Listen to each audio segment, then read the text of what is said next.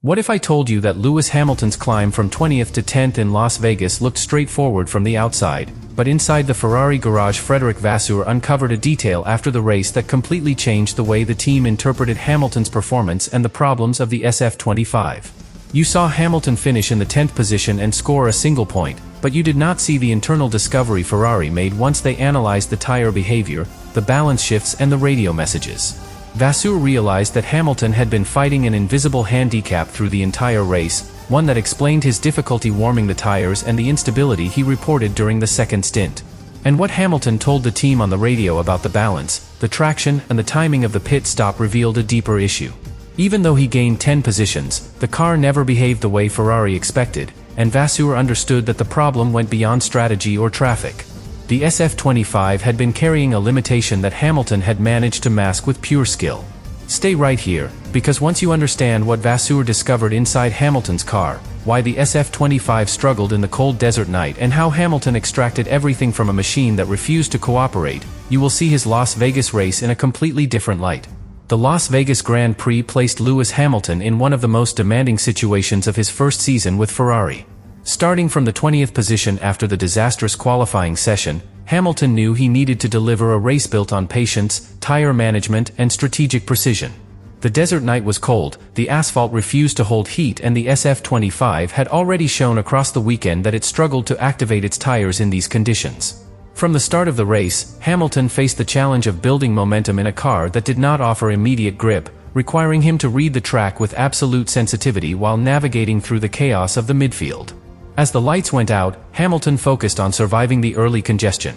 The first laps around Las Vegas were unpredictable, with cars locking up, sliding wide, and constantly trying to find traction. Hamilton reported that the front tires felt cold and disconnected, forcing him to delay braking points and protect the rear from sliding. His radio messages reflected a driver who was trying to stabilize the car before attempting any attack. The SF25 needed several laps to find temperature, but the cold surface worked against it. Hamilton had to improvise with every corner, using smoother inputs to avoid losing even more heat from the tires and managing the balance as best as the car allowed. Once the field settled into rhythm, Hamilton began making progress. He overtook cars that struggled more than he did and slowly lifted himself into the midfield fight.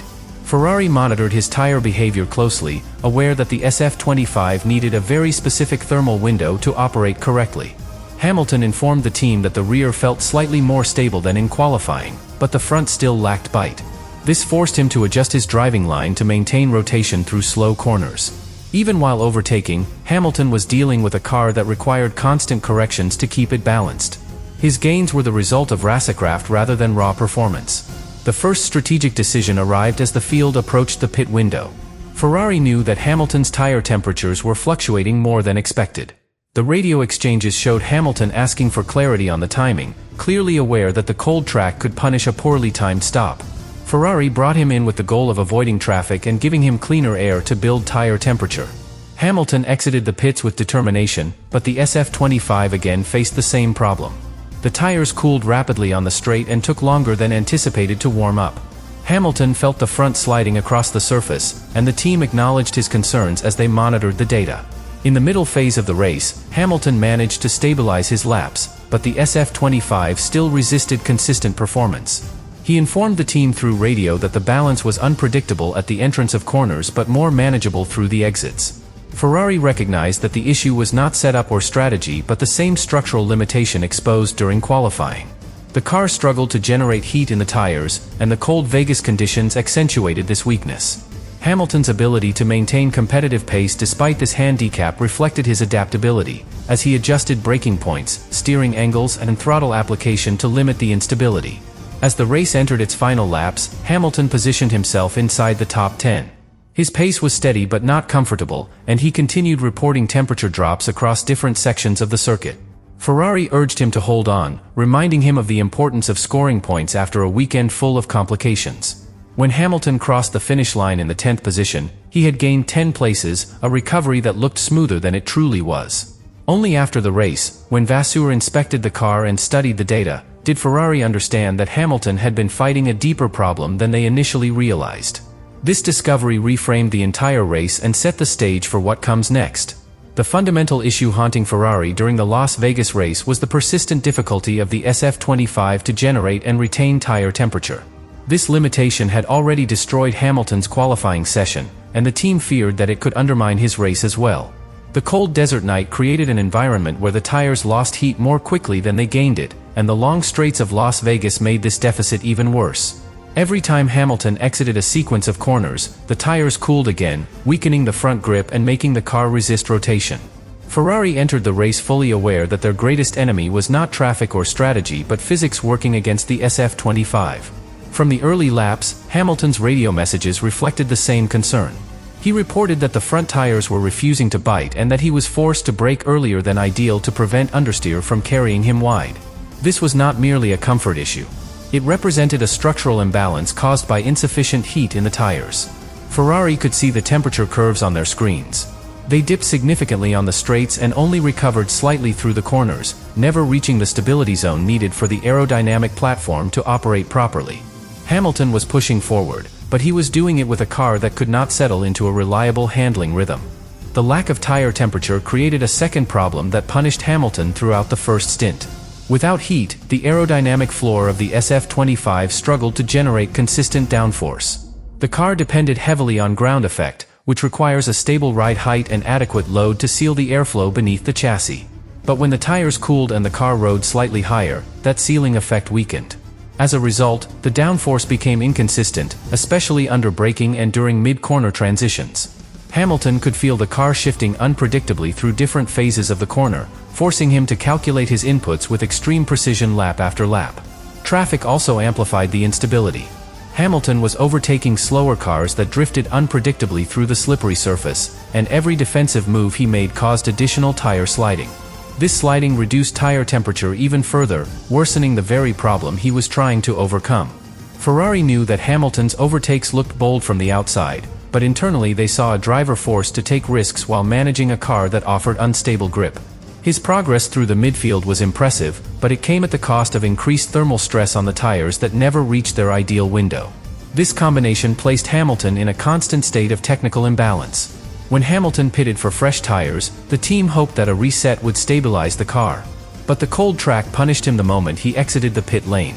He reported that the front was sliding immediately, and the tires again required several laps before offering even minimal grip. Ferrari recognized that the car was repeating the exact same structural behavior seen in qualifying. Nothing in the setup had solved the underlying issue. The SF25 simply did not possess the ability to warm the tires quickly in low-temperature conditions. Hamilton had to compensate by adjusting his driving almost corner by corner, guiding the car through instability that should have been resolved by the vehicle, not the driver. By the final phase of the race, the problem was unmistakable. Hamilton was managing a car that never reached the operational balance Ferrari had targeted. The inconsistent tire temperature, the fluctuating aerodynamic load and the difficulty in generating traction all pointed to the same conclusion. The SF25 was fundamentally mismatched to the Las Vegas conditions. Hamilton's recovery drive into the 10th position looked efficient from the outside, but internally Ferrari could see the level of compensation he had to provide. This imbalance formed the foundation of Vasseur's post-race investigation, setting the stage for the discovery that would explain why the SF25 never behaved the way the team expected. Frédéric Vasseur began the post-race analysis by reviewing the tire data, and what he saw immediately confirmed his suspicions. The SF25 had never managed to bring the tires into a stable operating window, even during the strongest laps of Hamilton's race. The temperature curves fluctuated dramatically, rising slightly during the cornering sequences but dropping sharply on every straight. This pattern explained why Hamilton repeatedly reported front-end instability and a lack of rotation. It also showed why the balance never improved, regardless of the stint. The car was functioning beneath its ideal thermal range from start to finish, forcing Hamilton to carry a handicap that was invisible to anyone not watching the telemetry in real time. The second discovery came when Vasseur examined the aerodynamic load values recorded across each lap.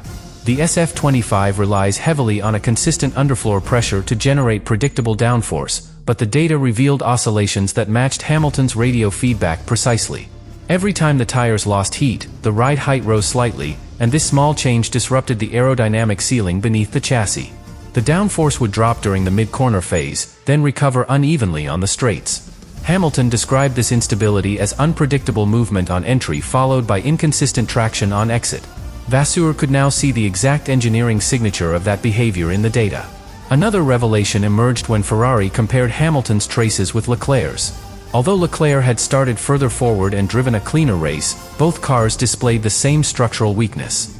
The SF25 lacked the ability to generate tire energy quickly in cold conditions, and neither driver was able to overcome that deficiency without compromising overall performance. Hamilton's mid-race comments about the rear feeling unpredictable were matched by load fluctuations that occurred in rapid cycles.